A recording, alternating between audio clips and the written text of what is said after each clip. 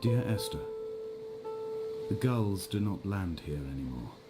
I've noticed that this year they seem to shun the place. Maybe it's the depletion of the fishing stock driving them away. Perhaps it's me. When he first landed here, Donnelly wrote that the herds were sickly and their shepherds the lowest of the miserable classes that populate these Hebridean islands. 300 years later, even they have departed.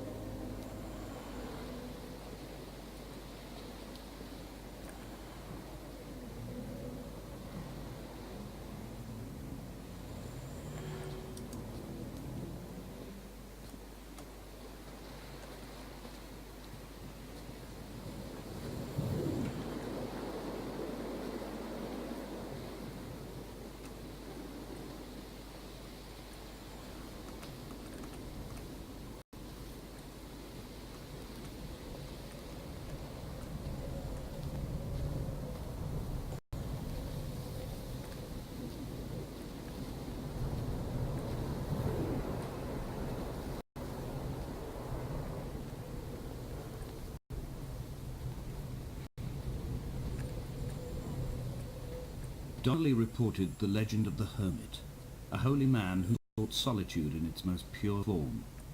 Allegedly, he rode here from the mainland in a boat without a bottom, so all the creatures of the sea could rise at night to converse with him. How disappointed he must have been with their chatter. Perhaps now, when all that haunts the ocean is the rubbish dumped from the tankers, he'd find more peace. They say he threw his arms wide in a valley on the south side, and the cliff opened up to provide him shelter. They say he died of fever 116 years later. The shepherds left gifts for him at the mouth of the cave, but Donnelly records they never claimed to have seen him. I have visited the cave and I have left my gifts, but like them, I appear to be an unworthy subject of his solitude.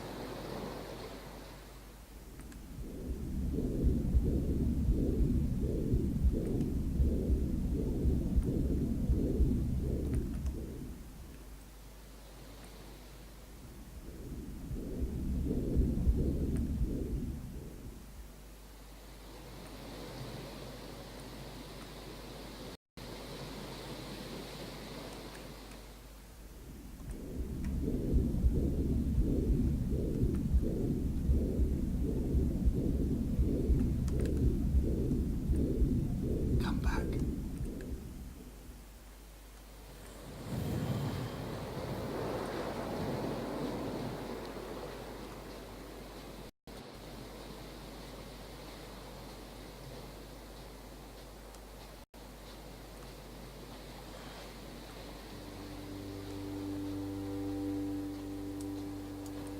At night you can see the lights sometimes from a passing tanker or trawler.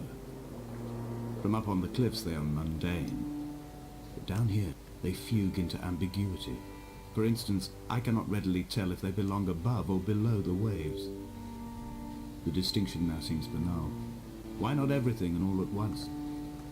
There's nothing better to do here than indulge in contradictions whilst waiting for the fabric of life to unravel.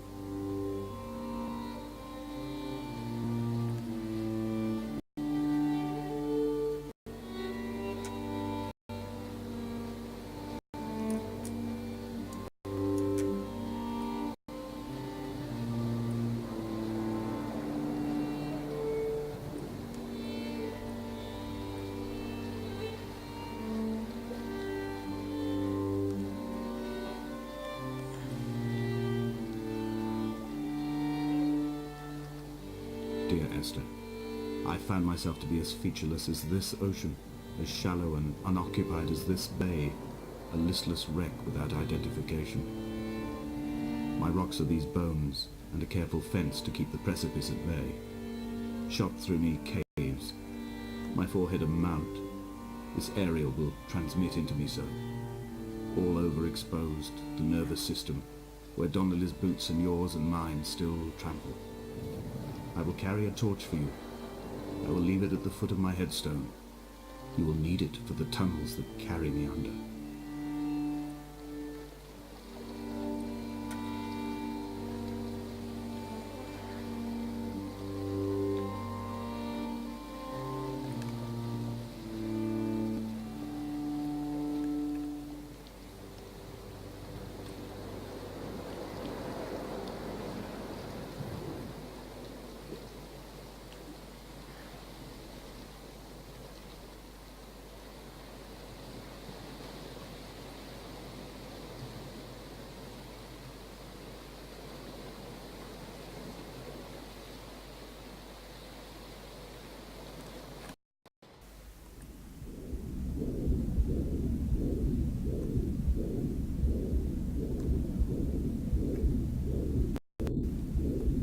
Come back.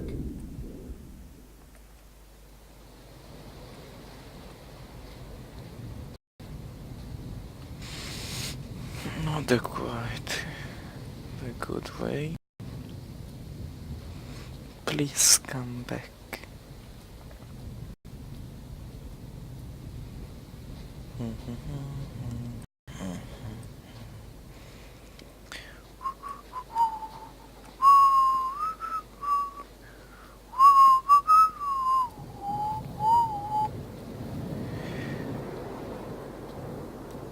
The wind is blowing.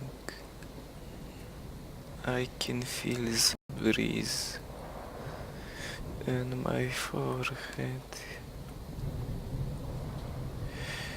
But those clouds.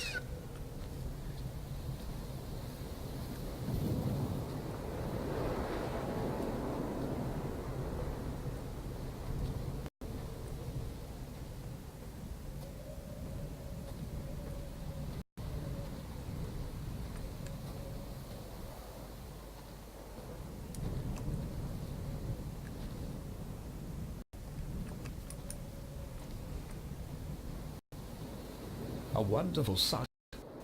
The moon cresting the junction between the cliff path and the stone circle. It cast a shadow over the ridge across the beach, all the world as if you had signed your name in untidy handwriting.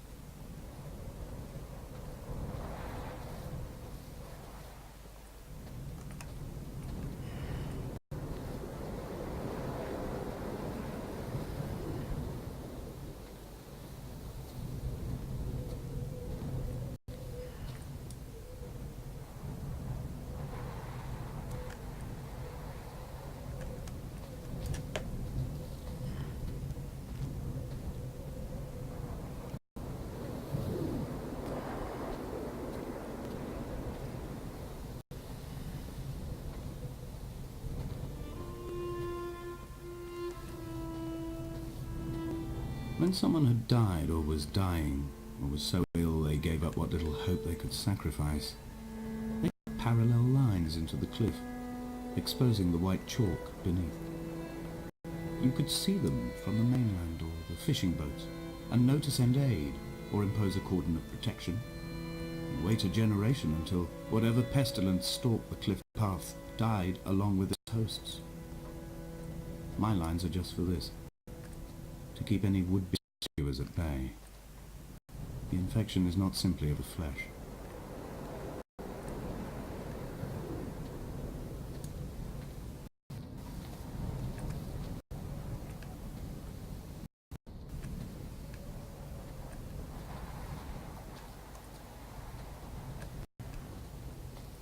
I call directly, a motley lot with little to recommend them. I have now spent 3 days in their company. That is, I fear, enough for any man not born amongst them. Despite their tedious inclination to quote scripture, they seem to me the most godforsaken of all the inhabitants of the outer isles. Indeed, in this case, the very gravity of that term, forsaken God, seems to find its very apex. It appears to me that Donnelly, too, found those who wander this shoreline to be adrift from any chance of redemption. Did he include himself in that, I wonder?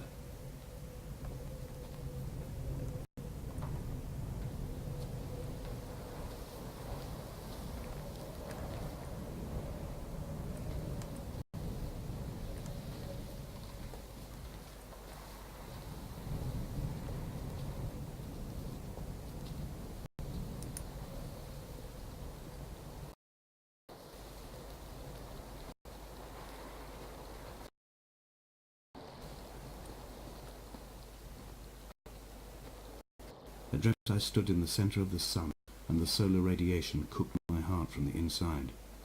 My teeth will curl, and my fingernails fall off into my pockets like change. If I could stomach, I'd eat, but all I seem capable of is salt water. Were the livestock still here, I could turn feral and gorge. I'm as emaciated as a body on a slab, opened up for a premature source of death. I've rowed to this island in a heart without a bottom. All the bacteria of my gut rising up sing to me.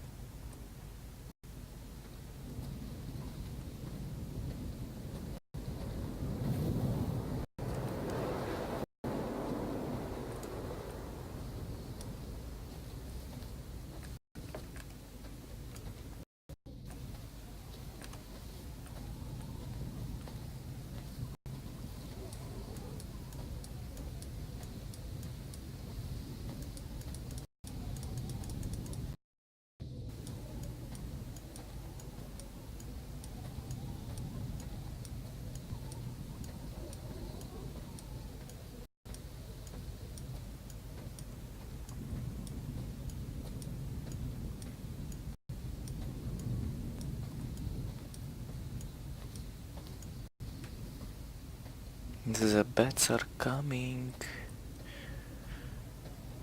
The bats are coming.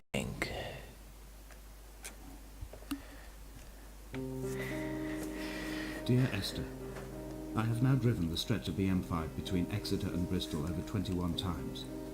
But although I have all the reports and all the witnesses, and have cross-referenced them within a millimetre using my Ordnance Survey maps, I simply cannot find the location. You'd think there would be marks to serve as some evidence. It's somewhere between the turn-off for Sanford and the welcome brake services, but although I can always see it in my rear-view mirror, I have as yet been unable to pull ashore. Dear Esther,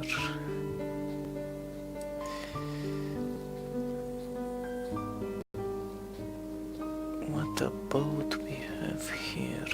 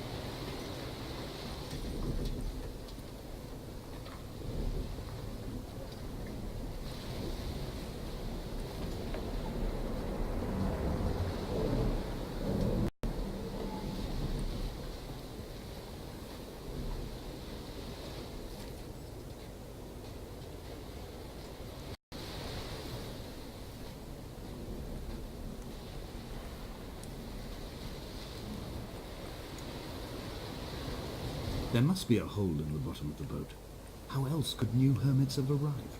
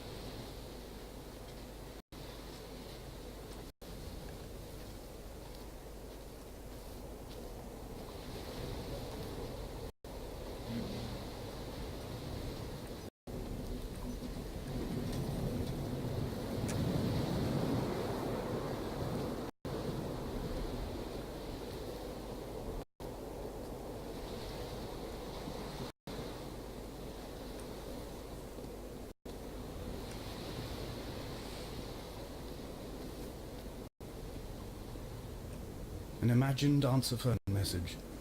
The tires are flat, the wheel spins loosely, and the brake fluid has run like ink over this map, staining the landmarks and rendering the coastline mute, compromised. Where you saw galaxies, I saw only bruises, cut into the cliff by my lack of sobriety.